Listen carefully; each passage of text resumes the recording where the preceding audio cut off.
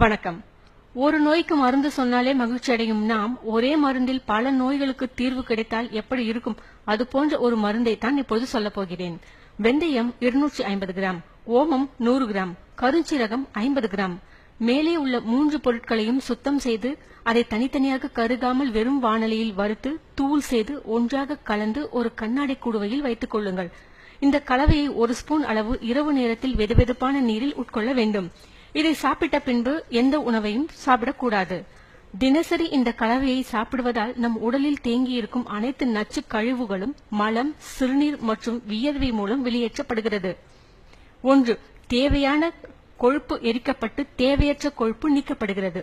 2. ரத்தம் சுத்திகரிக்கப்பட்டு சீரான இரத்த ஓட்டத்தை ஏற்படுத்துகிறது. 3. இரத்த குழாய்களில் உள்ள அடைப்புகள் நீக்கப்படுகிறது. 4. இருதயம் சீராக இயங்குகிறது. 5. சருமத்தில் உள்ள சுருக்கங்கள் நீக்கப்படுகிறது. 6.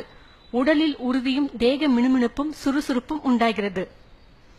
7. எலும்புகள் உறுதியடைந்து எலும்பு தேய்மானம் நீங்குகிறது. 8. ஈறுகளில் உள்ள பிரச்சனைகள் நீக்கப்பட்டு பற்கள் வலுவடைகிறது. 9.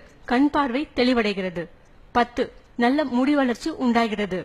11. மலச்சிக்கல் நீங்குகிறது. 12. நினைவாற்றல் மேம்படுகிறது. கேட்கும் திறன் அதிகரிக்கிறது. 13. பெண்கள் சம்பந்தப்பட்ட நோய்கள் நீங்குகிறது. 14. மருந்துகளின் பக்க விளைவுகள் நீக்கப்படுகிறது. 15.